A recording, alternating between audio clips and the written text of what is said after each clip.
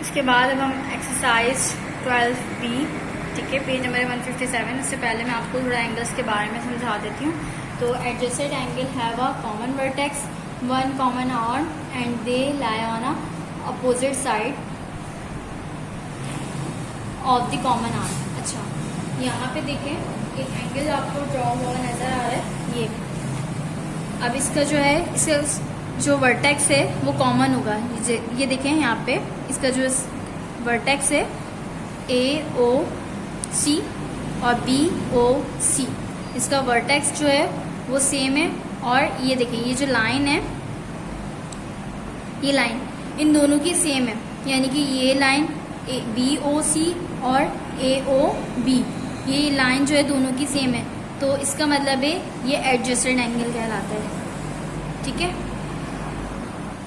Vertex same हो, ठीक है, वर्टेक्स एक ही हो, कॉमन वर्टेक्स हो, इसका भी वही हो और इसका भी वही हो, यानी कि इस एंगल का भी यही वर्टेक्स है और इस एंगल का भी यही वर्टेक्स है, ठीक है। इसके अलावा जो वन कॉमन आर्म, यानी कि ये वाली जो लाइन है इन दोनों की सेम हो, ये वाली लाइन इसके साथ और ये वाली लाइन इसके साथ हो, ठीक है, दोनों एंगल के साथ। तो ये हमारा क्या कहलाता है, एडजस्टेड एंगल कहलाता है। उसके बाद इसमें लिखा हुआ है two adjusted angle are complementary angle, यानी कि जब दो एडजस्टेड एंगल होते हैं तो उनको हम कॉम्प्लीमेंट्री एंगल कहते हैं। If there is sum is equal to 90, अगर उनका एंगल यानी उन दोनों का सम जो है वो 90 एंगल के बराबर आता है। देखें पहले हम देख लेते हैं एडजस्टेड एंगल। ये देखें इसमें कॉमन वर्टेक्स है, ठीक है, और उसके बाद ये जो वन कॉमन आर्म, यानी कि AOB और BOC दोनों की लाइन एक ही है, ठीक है। तो ये क्या हो गई, एडजस्टेड एंगल होगा।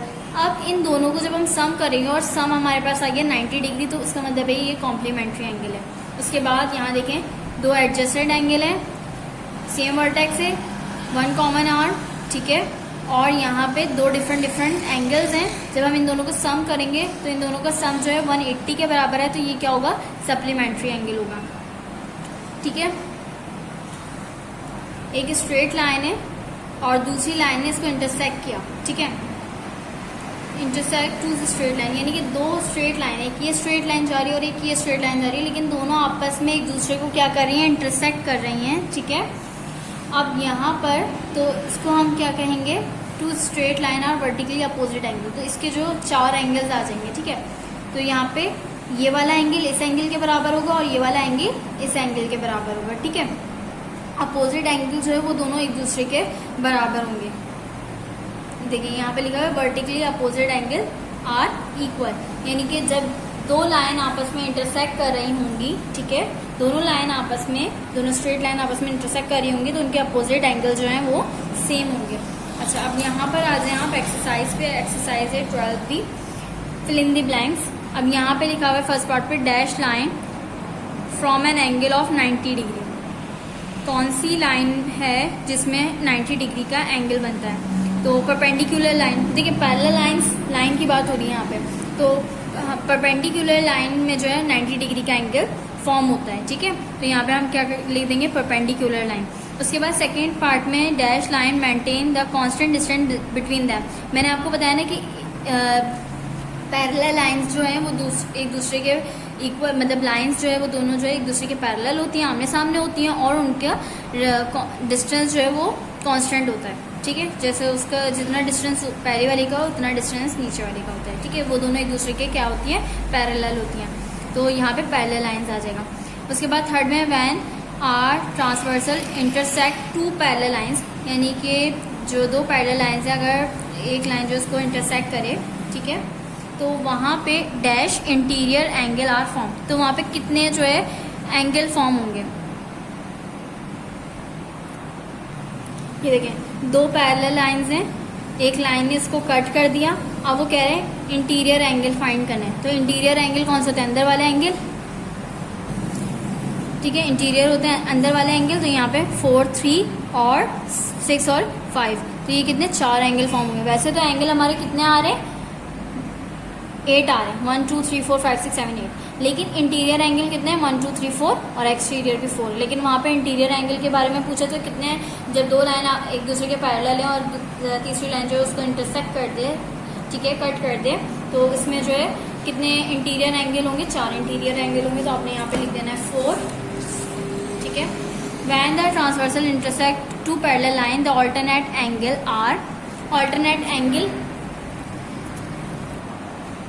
एंगल इसी फॉर्म की बात कर रहे हैं वो, ठीक है। और ऑल्टरनेट एंगल इसमें क्या होगा, जैसे यहाँ पे 3 और यहाँ पे क्या है 5, तो 3 और 5 ये दोनों जो है इक्वल होंगे, ये 3 और ये 5 ये दोनों एक दूसरे, ये और ये इक्वल होंगे।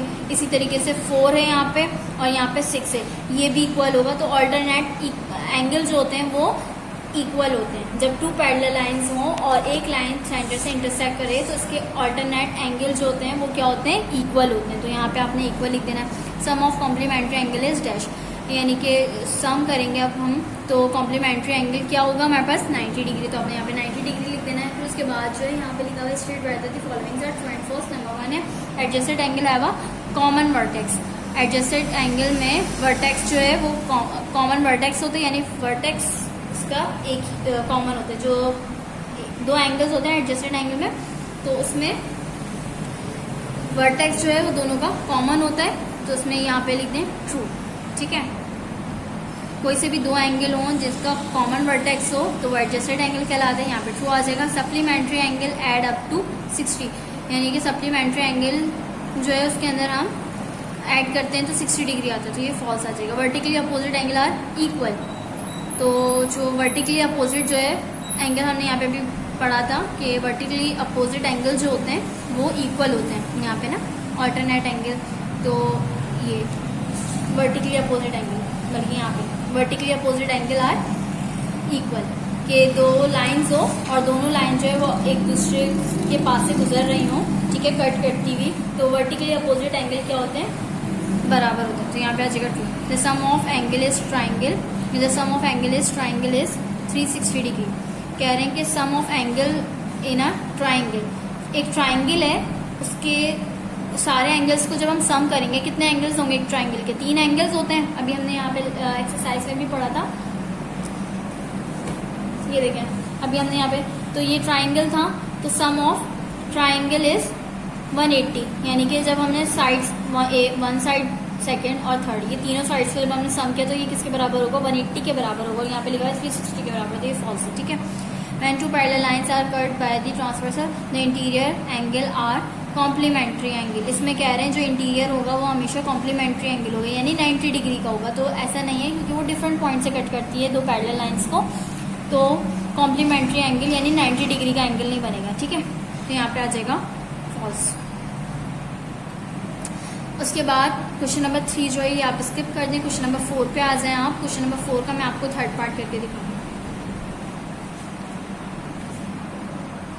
क्वेश्चन नंबर 4 है what is the size of angle mark the figure blow. तो यहाँ पे जो हमें फिगर के जो है वो एंगल्स बताना है।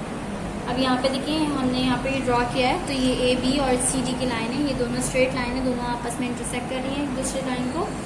अब यहाँ पे आपने मेजरमेंट करनी है, तो आपने बुक से मेजरमेंट करनी है और आपने यहाँ पे एंगल लिखना है। तो देखिए ये सेंटर पॉइंट ये रहा, ठीक है, ये सेंटर पॉइंट है और इसको हमने नाम दिया है ओ का, और ये वाली लाइन है ए और ये यहाँ पे इसका पॉइंट है ए और ये है बी, ये है सी और ये है डी, ठीक है। अभी हम स्टार्ट करते हैं ए से। आपने मिड पॉइंट पे आपने यहाँ पे डी रखा, ठीक है। जब आपने यहाँ पे डी रखा तो अब यहाँ देखें ये वाली लाइन जहाँ पर भी है 0 पॉइंट पे हमने रखा, ठीक है।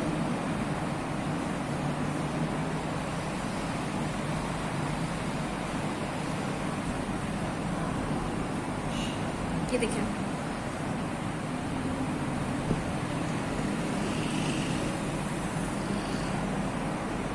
इस तरह से ये आपने डी रखा। अब सेंटर पॉइंट पे आपने यहाँ पे इसके डी रख दिया। अब यहाँ से देखें 0 से स्टार्ट करना है और ये लाइन ये देखें 0 कहाँ आ रहे हैं, नीचे वाले स्केल पे ऊपर वाले पे आ रहे हैं, तो आपने ऊपर वाले से मेजरमेंट स्टार्ट करनी है। तो ये कहाँ पर आ रहा है, कहाँ पे स्टॉप हो रही है ये लाइन 80 पे, ठीक है, यहाँ पे स्टॉप हो रही है लाइन, तो आपने यहाँ लिख देना है 80 डिग्री, ठीक है। पहले आप मेजरमेंट कर लें, उसके बाद जो है आपने आगे करते जाना है। उसके बाद अब यहाँ पे हम करेंगे COB को। तो अब यहाँ पे आपने इस पॉइंट पे आपने डी का सेंटर पॉइंट रखना है। उसके बाद स्केल कहाँ से स्टार्ट हो रहा है, 0 से 0 ऊपर वाला स्केल है, ठीक है। तब आपने यहाँ से स्टार्ट करना है, मतलब ये है कि आपने इस तरह तो नहीं जाएंगे आप 180, 170, 160, आप 0 से स्टार्ट करते हैं ना हमेशा, तो आपने यहाँ से मेजरमेंट स्टार्ट करनी है। तो और 0 कहाँ पे आ रहा है, ऊपर वाले स्केल पे आ रहा है, तो आपने ऊपर वाले स्केल को देखना है सिर्फ। तो आपने यहाँ पे इस तरह से चलते हुए जाना है ऊपर वाले स्केल को देखते हुए, ठीक है। तो ये यहाँ पे क्या आ रहा है 100 पे, ठीक है। 0 से स्टार्ट हो रहा है और ये 100 पर आ रहा है, तो आपने यहाँ पे लिख दिया 100, ठीक है। उसके बाद इस पॉइंट पे आपने रखना है D और ऐसे करना है आपने। अब आपने यहाँ पे देखें कौन सा स्केल देखना है, 0 से जो स्टार्ट हो रहा है कौन सा, ऊपर वाला स्केल, ठीक है। यहाँ से शुरू करते हुए जाना है, इसको सेट कर लेना। कहाँ पे आ रहा है 80 पे, ठीक है। तो यहाँ पे आपने 80 लिख दिया। उसके बाद नीचे वाले पे आ जाए, पॉइंट यहाँ रखा और इस यहाँ से 0 पे रखा हमने, ठीक है। अब आपने यहाँ से मेजरमेंट स्टार्ट करनी है और ये हमारे पास आ रहा है 100 पे, यहाँ से स्टार्ट हो रहा है और ये 100 पे स्टॉप हो गया। अच्छा, अब आपने यहाँ पे लिखना है कैसे, एंगल AOC, ठीक है। जो यहाँ पे ये वाला बन रहा है, ये वाला एंगल क्या बन रहा है हमारे पास, AOC 80 डिग्री। फिर उसके बाद BOD,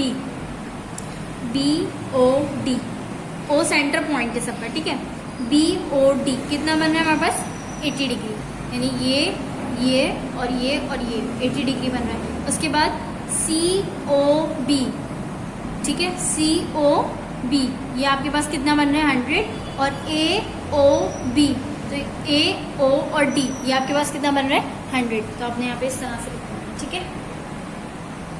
इसी तरह से आपने इसकी भी मेजरमेंट करनी है और इसकी भी मेजरमेंट करनी है और इन दोनों को मेजर करके अपनी कॉपी में लिखना है।